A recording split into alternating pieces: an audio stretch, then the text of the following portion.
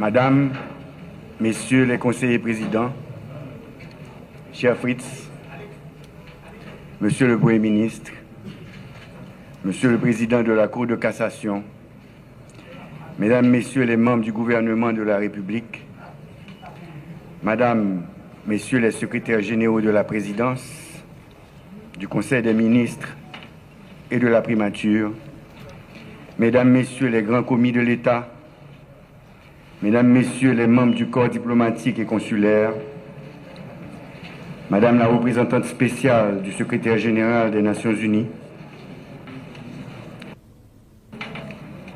Monsieur le chef des forces armées d'Haïti, Monsieur le directeur général de la police nationale d'Haïti, Monsieur le général commandant en chef de la mission multinationale de support à la sécurité en Haïti, Monsieur le chef de la délégation officielle de l'Organisation internationale de la francophonie, chers compatriotes, Mesdames, Messieurs de la presse, chers invités, Mesdames, Messieurs, nous voici ici présents pour le passage de témoin à mon ami Fritz Alphonse Jean à titre de président du Conseil présidentiel de transition. Il faut rappeler ici que c'est sur un fond de crise en cascade que la formule de ce Conseil présidentiel a vu le jour après des années de tentatives infructueuses de négociation. Sa composition reflétait un grand nombre de partis, de regroupements politiques et plusieurs secteurs de la société civile. Cet acte de changement de coordonnateur se déroule dans une atmosphère d'amitié, de respect mutuel, de solidarité et de continuité qui a toujours caractérisé les relations entre le président Fritz Alphonse Jean et moi. La présidence tournante, expérience nouvelle dans notre jeune démocratie, marque un jalon important qui reflète la maturité d'une partie de notre classe politique. La tâche de coordonnateur en ces temps troubles et d'adversité est ardue. Elle exige une sagesse dont je ne m'étais pas cru capable.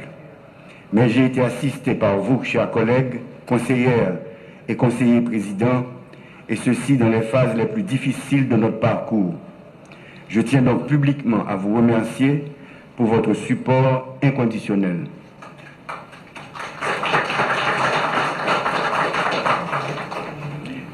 Mes remerciements et mon admiration vont au Premier ministre, aux membres du gouvernement, de nos forces de sécurité, la police nationale d'Haïti et les forces armées d'Haïti pour leur courage et leur ardeur au combat contre ceux qui ont conjuré la perte de notre dignité de nation. À ces assassins du peuple et de la liberté, qui n'ont d'autre projet que les massacres d'innocents et la destruction indiscriminée de notre patrimoine, nous rappelons que nous avons juré que c'est par la collaboration des forces de sécurité avec un peuple haïtien rejetant les gangs que la paix reviendra partout où elle est menacée dans ce pays. Mariage peuple, la police acclamée a toujours mis insécurité cabas, a toujours campé entravé route bandits sanguinaires. Bravo, bravo pour tout policier, tout soldat force multinationale qui bataille dans la Tibonite, dans Keskov, dans Solino, dans Gressier, tout partout dans le pays pour mettre la paix dans le pays.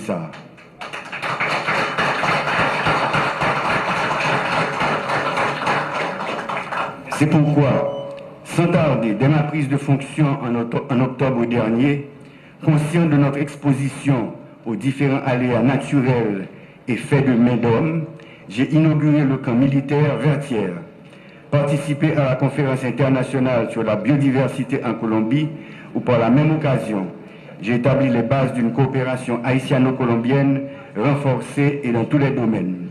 Les conseils des ministres binationaux tenus dans chaque pays ont établi les bases de nos nouvelles relations entre les deux États. Quant à la visite du président Petro et de sa délégation à Jacmel et l'accueil chaleureux, émouvant que cette ville lui a réservé, elle a redoré l'image de notre Haïti, terre de liberté et d'accueil depuis 1804, et ouvert des perspectives intéressantes au commerce avec la Colombie. C'est dans notre patrimoine, notre culture et notre histoire que nous trouvons la force de rebondir. Notre liberté, fièrement conquise et consacrée pour la première fois à Fort-Liberté en 1803, a été commémorée le 29 novembre dernier. C'est pour cette liberté que nous continuons de nous battre pour en jouir pleinement, Jean ancêtres nous tévléa, et la léguer intacte à nos descendants. Mesdames, Messieurs, aux adversaires d'hier devenus partenaires d'aujourd'hui, nous offrons l'occasion de repenser une nouvelle forme de coopération pour un avenir radieux pour tous. Nous sommes donc prêts, de concert avec nos parents d'Afrique, nos voisins de la CARICOM et de l'Amérique latine, à envisager sereinement l'avenir avec les anciennes puissances coloniales, car nous devons en finir avec les erreurs du passé. Mon voyage au Vatican pour promouvoir une conférence internationale de solidarité avec Haïti, ainsi que ma visite en France en cette année du bicentenaire de la rançon de l'indépendance, ont renforcé mes convictions. Comme vous le savez, les missions du Conseil présidentiel de transition sont prioritairement le rétablissement de la sécurité, la réforme de la Constitution et l'organisation d'élections. Durant les 5 derniers mois, l'effectif de policiers a augmenté. Celui des militaires doit connaître bientôt un accroissement significatif. Les équipements de notre police ont augmenté en qualité et en quantité et d'autres sont en passe de leur être livrés. Nous avons également vu le nombre de policiers étrangers faisant partie de la mission multinationale de sécurité augmenter. Nous avons observé l'accroissement de leur connaissance du terrain ainsi que leur ardeur au combat. Mesdames et messieurs de la mission multinationale, financée par les Nations Unies et les pays amis, recevez par ma voix les remerciements du peuple haïtien et de tous les membres du Conseil présidentiel et du gouvernement. Nous ne sommes pas satisfaits. Beaucoup d'efforts restent encore à faire en matière de sécurité et de protection des vies et des biens. Nous devons trouver la forme de collaboration la plus adaptée à nos besoins et au contexte international. Nous y travaillons et nous y parviendrons. Malgré les difficultés rencontrées, après 8 années, un conseil électoral a pu être installé. Il travaille sans relâche sur le processus électoral. Ce processus est long, mais nous sommes sur la bonne voie. En cette année nécessitant de nombreuses consultations, nous avons ouvert de nouveaux canaux de communication avec la presse. Les mardis de la nation ont vu le jour et leur succès va grandissant. Bien que des gens mal intentionnés aient rendu difficile notre quotidien, nos déplacements dans le pays et hors du pays, nous avons pu, avec le concours de compatriotes compétents et de partenaires étrangers, ouvrir de nouvelles routes et voies d'échange telles que le port de Saint-Louis-du-Sud, l'aéroport de Jacmel et celui des Cayes, qui sous peu accueilleront du trafic de l'extérieur.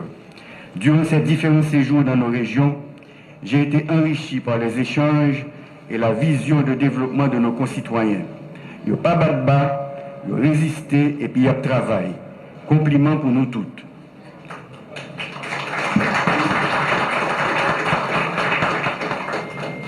Peuple haïtien qui a souffert, pas quitter utiliser nous pour faire des ordres qui a plongé le pays en plus misère toujours. Nous remarquons des efforts qu'a fait pour reprendre contrôle dans certains quartiers. Pas de route, pas bois. Solution, c'est mariage. Peuple là, avec la police, avec l'armée et puis force internationale. Là. On nous met main, on nous bataille pour payer nos cabelles, dans solidarité et courage. Nous faisons créer un réseau national, centre d'accueil pour tous les gens qui sont plus vulnérables ou qui ont un problème avec la loi. C'est un gros pas pour chercher à retirer les gens dans les criminels. Le moment est arrivé, cher Fritz, de te tendre le témoin. Je te sais capable et animé d'un patriotisme et d'une foi inébranlable. Tu peux toujours compter sur moi, sur nos collègues présidentes et présidents, et sur le Premier ministre Alix Fils-Aimé et tout le gouvernement pour mener à bien cette glorieuse mission. Souffrez maintenant avec moi que je vous énumère certaines actions réalisées par le Conseil présidentiel de transition sous ma coordination durant ces 5 derniers mois. En matière de gouvernance et d'administration, installation complète du Conseil électoral provisoire, CEP, une première en Haïti depuis 8 ans. Nomination de nouveaux premiers ministres et formation de gouvernement. Désignation officielle de nouveaux ambassadeurs. Nomination des délégués départementaux, vice-délégués et maires. Nomination de nouveaux juges pour renforcer le système judiciaire. Désignation de directeurs généraux à la tête d'institutions publiques. Organisation des assises régionales pour le référendum constitutionnel. En matière de sécurité et de défense, déploiement des forces armées d'Haïti à la base militaire de Vertières et création d'une promotion spéciale de plus de 700 agents de la police nationale d'Haïti.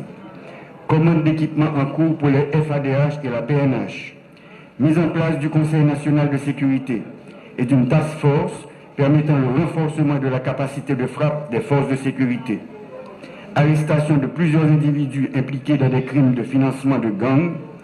Demande officielle au gouvernement haïtien d'ouvrir une enquête sur les personnes sanctionnées et d'évaluer les preuves à leur encontre. Mise en place et opérationnalisation du comité de désarmement CNDDR. En ce qui a trait au développement des infrastructures, mise en opération du port de Saint-Louis du Sud, améliorant la logistique et le commerce, agrandissement de l'aéroport de Jacmel pour stimuler le tourisme, une délégation de plusieurs agences de tourisme est attendue prochainement, agrandissement et mise en opération de l'aéroport international des Cayes.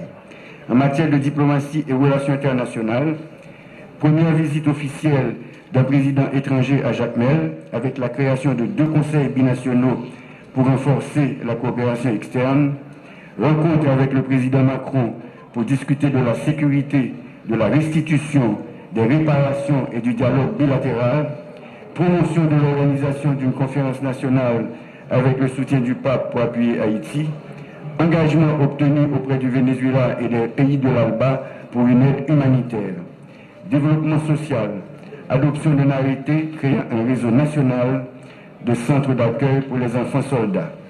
Cher Président Fritz, je vous souhaite un heureux combat. Merci.